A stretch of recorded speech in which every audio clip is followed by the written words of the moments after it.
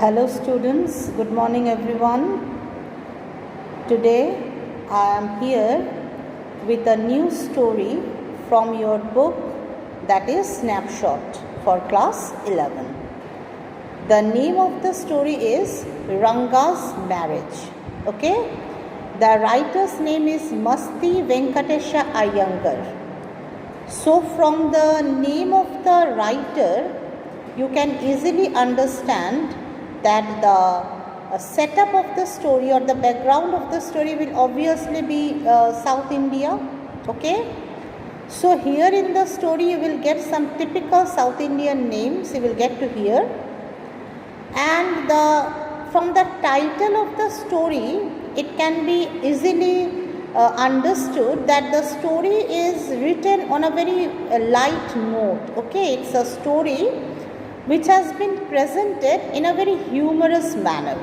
Okay, the story is about how this boy Ranga, whose original nickname was Rangappa was his full name, and how his marriage was arranged, how the narrator of the story himself took a very leading part, took the initiative and became the mediator in arranging Ranga's marriage. So the story has been presented in a very humorous manner. You will hope you will enjoy as we do the story. Alright. Now at the very beginning of the story, the writer is justifying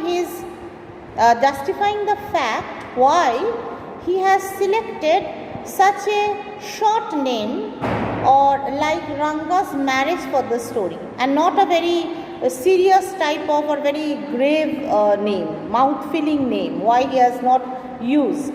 Why a very short title? The reason he is giving is the story is about a boy who was from his own village.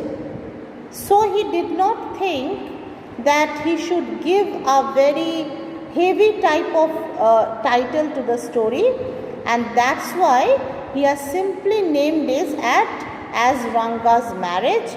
He has not named it as Ranganatha Vijaya or Jagannatha Vijaya or Girija Kalyana. All these things he has said. Alright.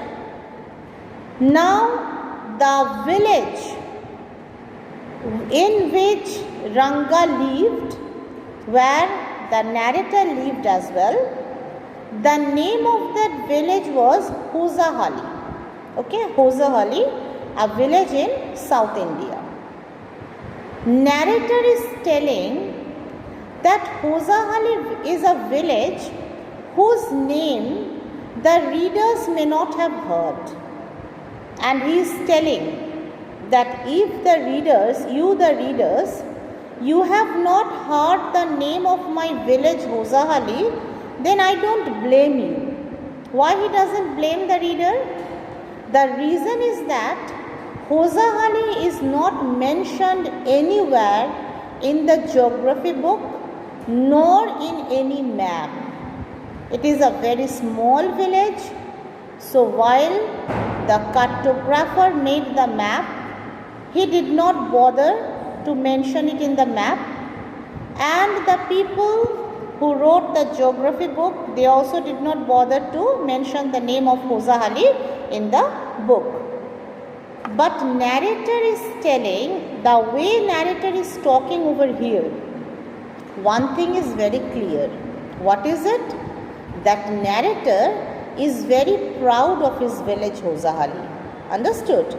He is very proud of his village, and he gives some specific example to show that there were certain things which were typical things of his village only, and you won't find it anywhere else. Those were the characteristics of his village, and that he gives those examples in the story.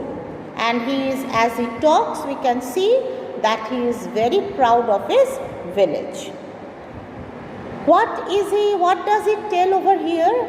He tells that the state of Mysore, we have all heard of Mysore, a very famous state, isn't it?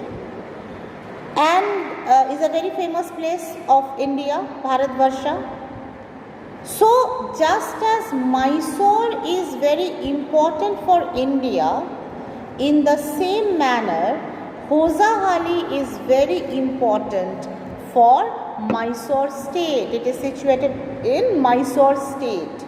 Hosahalli is a very important village of Mysore state. Writer is telling. What else is he telling? What is the speciality of his village? That now the time, we must remember, the time which has been presented in this story is not the present time.